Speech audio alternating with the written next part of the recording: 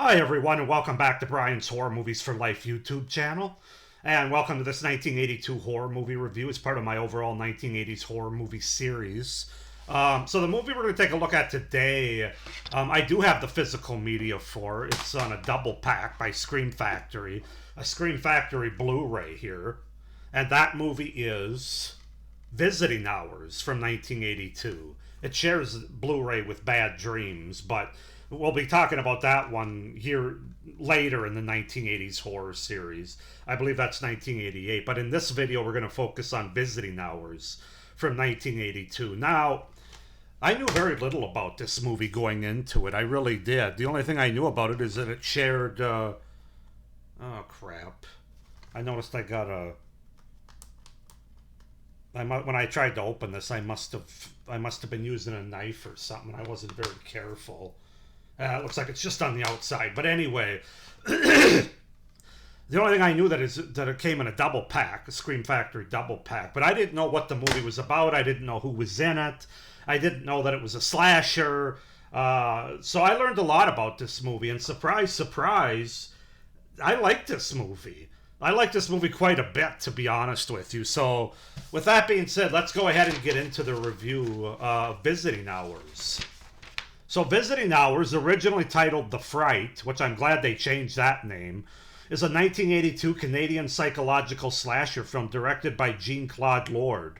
The plot focuses on Deborah Ballin, a feminist journalist who is attacked in her home by Colt Hawker, a woman-hating serial killer, who then follows her to the hospital to finish her off.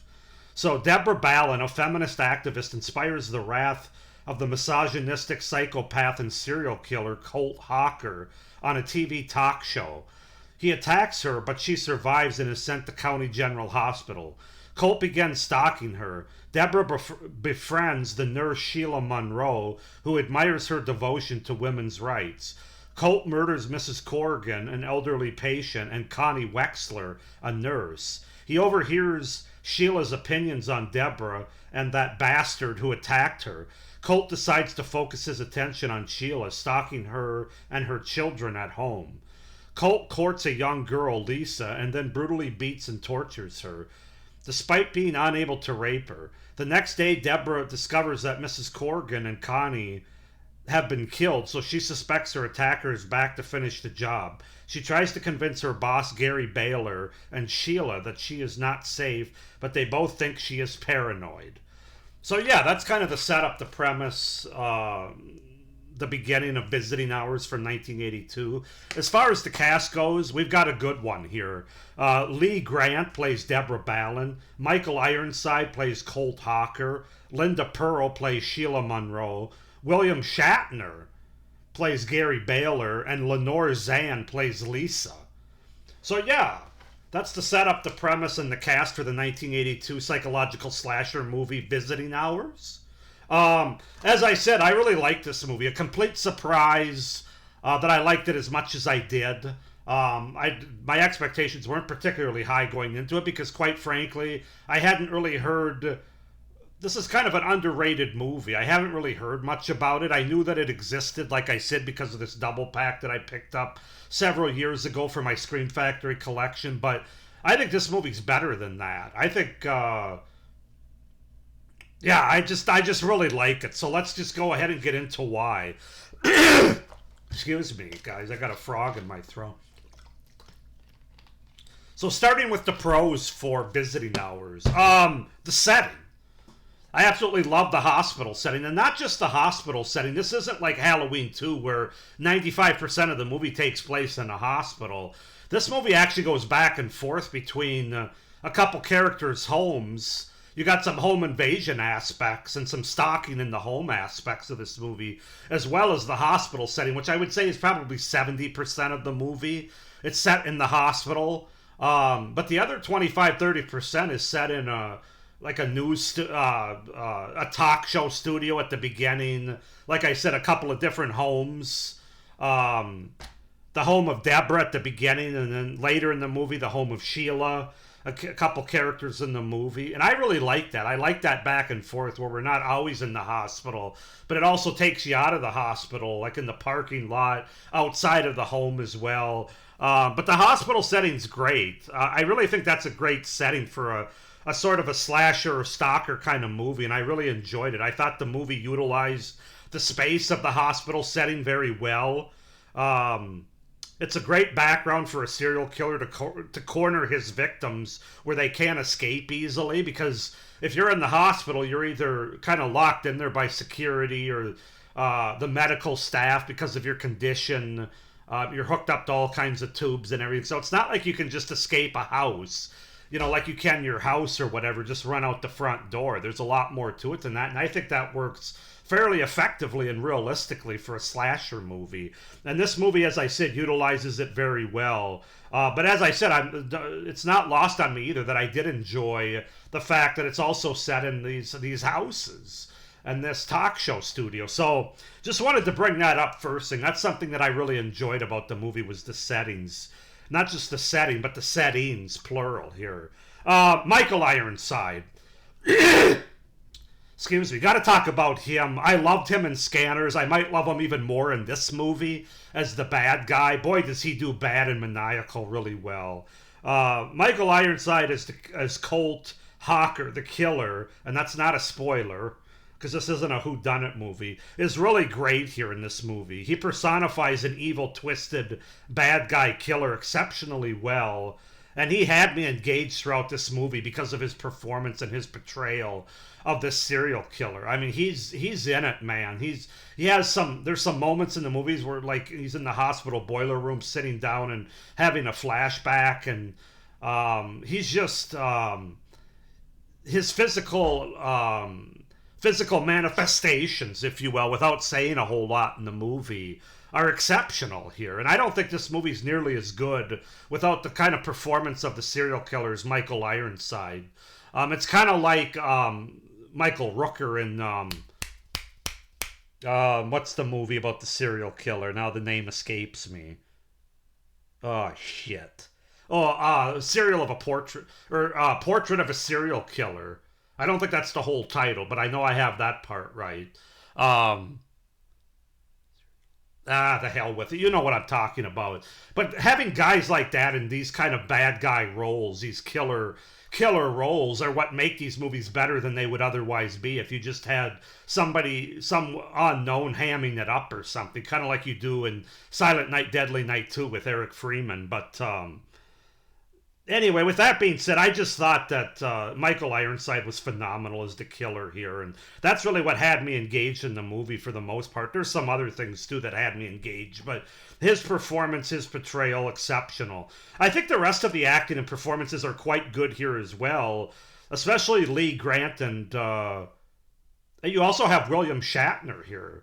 Captain Kirk himself, and he kind of has a smaller role. He's not one of the main characters, but I wouldn't say that he's necessarily it's not just a cameo either. I mean, he is a character in this movie. He's just not like front and center like you might expect. But I thought he was good when he's in the movie. But Lee Grant as Deborah Ballin is really good in this movie.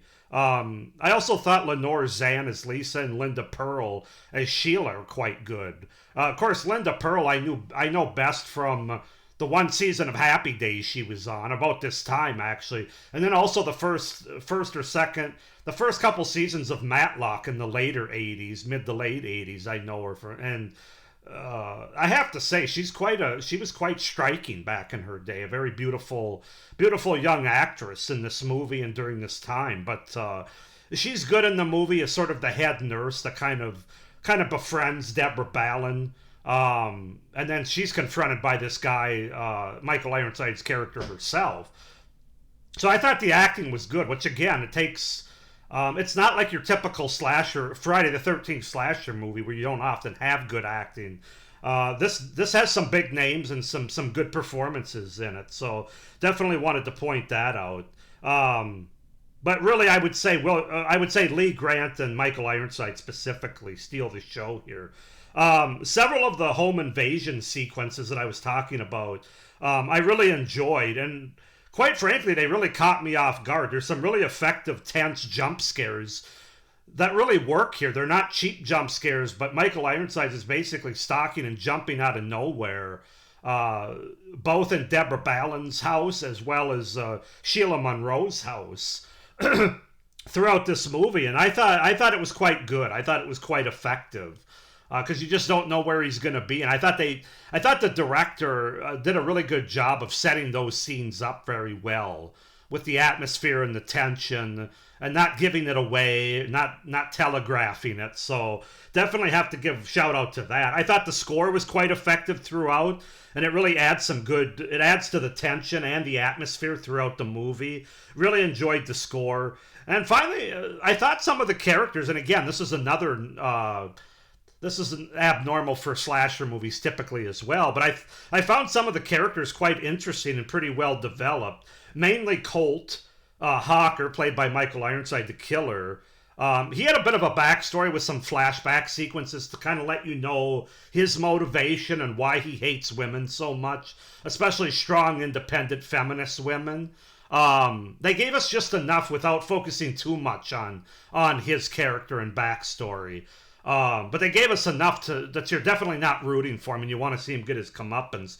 Also, Deborah, played by Lee Grant, I thought she was obviously a very strong character that stood up for what she believed in, but also kind of a more underrated character, I think, is Lisa, played by Lenore Zann here, who's she's an attempted victim of Michael Ironside's character. She ends up surviving, and instead of just kind of running away or burying her head in the sand, she stands up to this guy. I mean, her and her friends basically trash his apartment and put all kinds of graffiti about sicko and you're a pig and all this kind of stuff on the walls of his apartment. But then she also is the one that takes the pictures from her apartment that she finds, turns them in, and ultimately fingerprints them, if you will. Figuratively speaking, recognizes him and turns him in as the killer. And so I thought her character was quite strong. And so, yeah, I really liked her character as well. And one thing I have to say, I usually don't bring up critic reviews, but this movie was very harshly rated by the critics when it came out, which I really don't understand, because a lot of their beef was this was a misogynistic movie from their standpoint, and I don't see that at all. I think it's the opposite. They must have watched a different movie than I did. But usually I don't bring up what critics say because, for one, I just don't care. I feel like they're watching movies for different things than what we are as viewers. Two, a lot of horror movies, especially during the 80s, and slasher movies specifically, they're not made for critics. They're made for the audience. So that's why critics have never liked slasher movies or horror movies in general, unless it's something like Silence of the Lambs, and then they have to change it from horror to thriller in order to make it an Academy Award nominee. But anyway, all that being said, I actually thought this was more of a strong, independent, female, feminist kind of movie, if you want to say, but feminist movie done right, unlike Black Christmas 2019. Because if you look at it, the bad guy gets his comeuppance at the end by a woman who not only stabs him and kills him, but she's not screaming, she's not crying, she's looking him in the eyes, basically saying, "Yeah, I won, I got you." But also, like I said, the character of Lisa, played by Lenore Zann, and even, Linda Pearl's character of Sheila's probably not quite as strong, although she's also kind of on board with what Deborah's doing, and she befriends her and tries to help her and protect her to a certain extent. So I would say all the females in this movie are strong. So I'm not sure. The critics missed something there, in my opinion. But anyway, with all that being said, those are my pros for Visiting Hours. As you can tell, I like the movie quite a lot. As far as cons go, more of a warning for slasher fans during the 80s especially. This isn't your typical hack and slash kind of movie like Friday the 13th. It doesn't have nudity in it. It's not a whodunit movie. There are kills in the movie, but that's not really what the movie's going for. There's also blood in the movie, so it's definitely not a goreless movie, but it's not this isn't a slasher movie like Friday the 13th or others where it's all about the kills and the blood and the gore and the nudity and sort of that formulaic slasher movie. This is much more of a psychological serial killer cat and mouse kind of slasher movie, which I really like. So I'm just putting that out there as more of a warning for those of you that see this as a slasher movie and are expecting a lot of kills, a lot of on-screen gore, and a lot of nudity. You're not going to get it here. So just know that going in.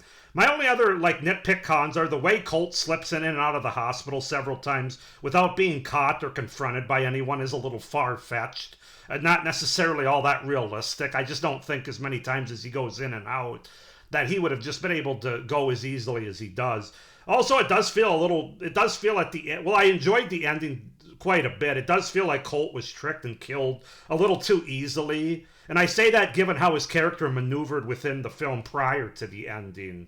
I would have liked a little bit more clever of a demise for him, where it didn't kind of call out and the imbalance of what he did the first 90% of the movie versus the end.